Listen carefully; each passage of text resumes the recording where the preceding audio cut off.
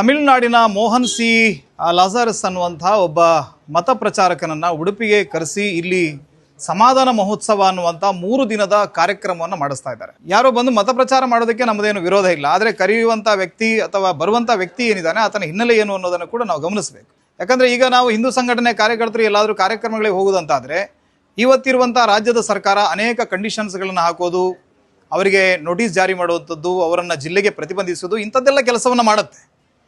ನಾನು ನಮ್ಮ ಉಡುಪಿ ಜಿಲ್ಲೆಯ ಜಿಲ್ಲಾಡಳಿತ ಮತ್ತು ಪೊಲೀಸ್ ಇಲಾಖೆಯನ್ನು ಈ ಸಂದರ್ಭದಲ್ಲಿ ಆಗ್ರಹ ಮಾಡ್ತೀನಿ.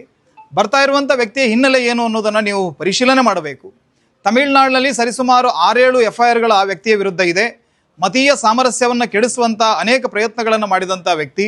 ಅದರ ಜೊತೆಗೆ ಕೇಂದ್ರದ ಏನು ಹೋಮ್ ಅಫೇರ್ಸ್ ಇದೆ ಅದರಲ್ಲಿ FCRA ರೂಲ್ಸ್ ಆ್ಯಂಡ್ ರೆಗ್ಯುಲೇಷನ್ ಅಂಡರಲ್ಲಿ ಆತನನ್ನು ಮತ್ತು ಆತನ ಸಂಘಟನೆಯನ್ನು ಪ್ರತಿಬಂಧಿಸುವಂಥ ಕೆಲಸವನ್ನು ಕೇಂದ್ರ ಸರ್ಕಾರ ಮಾಡಿದೆ.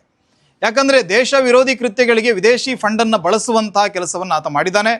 ಶಾಲಾ ಕಾಲೇಜಿನ ಆವರಣದಲ್ಲಿ ಮತಾಂತರದ ಕೃತ್ಯವನ್ನು ಮಾಡಿದ್ದಾನೆ ಅಂತ ಹೇಳಿ ಅಲ್ಲಿಯ ಶಿಕ್ಷಣ ಇಲಾಖೆಗೆ ಅನೇಕ ದೂರುಗಳು ಕೂಡ ತಮಿಳುನಾಡಿನಲ್ಲಿ ದಾಖಲಾಗಿದೆ.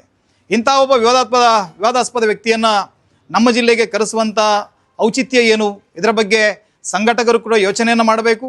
ಯಾವುದೇ ಕಾರಣಕ್ಕೂ ಕೂಡ ಈ ರೀತಿಯ ಕಾರ್ಯಕ್ರಮ ಉಡುಪಿ ನಗರ ಭಾಗದಲ್ಲಿ ನಡೆಯಿತು ಅಂತಾದರೆ, ಜಿಲ್ಲಾಡಳಿತ ಅದಕ್ಕೆ ಅವಕಾಶವನ್ನು ಮಾಡಿಕೊಟ್ಟಿದ್ದು ಅಂತಾದರೆ, ಸಮಾಜದಲ್ಲಿ ಯಾವುದೇ ರೀತಿಯಾದಂಥ ಗೊಂದಲಗಳುಂಟಾದರೆ ಅದಕ್ಕೆ ನೇರವಾಗಿ ಜಿಲ್ಲಾಡಳಿತ ಹೊಣೆ ಆಗುತ್ತೆ ಅಂತ ಈ ಸಂದರ್ಭದಲ್ಲಿ ಹೇಳೋದಕ್ಕೆ ವ್ಯವಸ್ಥೆ. ಉಡುಪಿ ಜಿಲ್ಲೆ ಅಂದರೆ ಅದೊಂದು ವಿದ್ಯಾವಂತರ ಜಿಲ್ಲೆ ಅಂತ ಹೇಳ್ತೀವಿ, ಬುದ್ಧಿವಂತರ ಜಿಲ್ಲೆ ಅಂತ ಹೇಳ್ತೀವಿ. ಆದರೆ ಸತತವಾಗಿ ಈ ಬುದ್ಧಿವಂತರ ಜಿಲ್ಲೆ, ವಿದ್ಯಾವಂತರ ಜಿಲ್ಲೆಯಲ್ಲಿ ಮತಾಂತರ ಆಗಿರುವಂಥದ್ದು ಬಹುತೇಕ ತುಂಬ ಕಡೆಯಲ್ಲಿ ಮತಾಂತರ ಆಗ್ತಾ ಇದೆ.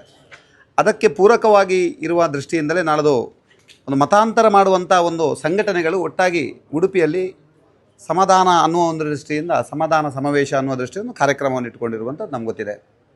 ಇದೇ ಬರುವಂಥ ಶುಕ್ರವಾರ, ಶನಿವಾರ ಮತ್ತು ಭಾನುವಾರ ಇರುವಂಥ ಈ ಒಂದು ಕಾರ್ಯಕ್ರಮ, ಇದರ ಪೂರ್ತಿ ಉದ್ದೇಶ ಏನು ಕೇಳಿದರೆ ಹಿಂದೂಗಳನ್ನು ಮತಾಂತರ ಮಾಡಬೇಕು ಅನ್ನುವ ದೃಷ್ಟಿಯಿಂದ ತಮಿಳುನಾಡಿನಲ್ಲಿ ಮೋಹನ್ ಸಿ ಅನ್ನುವ ಒಬ್ಬ ಭಾಷಣಕಾರನನ್ನು, ಮತಾಂಧರಿಯನ್ನು ಕರ್ಕೊಂಡು ಬಂದು ಇಲ್ಲಿ ಕಾರ್ಯಕ್ರಮವನ್ನು ಮಾಡ್ತಾ ಇದ್ದಾರೆ.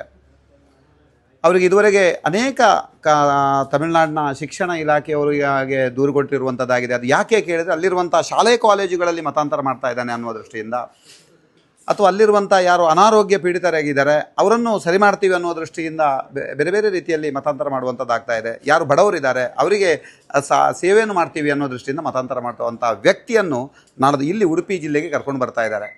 ಆದ್ದರಿಂದ ನಾವು ಉಡುಪಿ ಜಿಲ್ಲೆಯ ಬುದ್ಧಿವಂತ ಪ್ರಜ್ಞಾವಂತ ನಾಗರಿಕರು ಜಾಗೃತರಾಗಬೇಕು, ಇದರ ವಿರುದ್ಧ ಹೋರಾಟ ಮಾಡಬೇಕಾಗಿದೆ.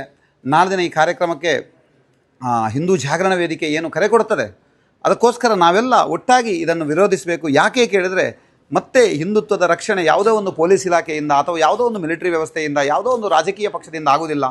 ನಾವು ನಮ್ಮ ಧರ್ಮವನ್ನು ರಕ್ಷಣೆ ಮಾಡಬೇಕು ಅಂತಾದರೆ ಈ ಕಾರ್ಯಕ್ರಮವನ್ನು ನಿಲ್ಲಿಸಬೇಕು ಅನ್ನೋ ದೃಷ್ಟಿಯಿಂದ ನನ್ನ ಮನವಿ, ವಂದನೆಗಳು. ಇದಕ್ಕೆ ಪೂರಕವಾಗಿ DC ಗೆ ಮನವಿ ಕೊಡುವಂಥದ್ದು ಆಗಿದೆ.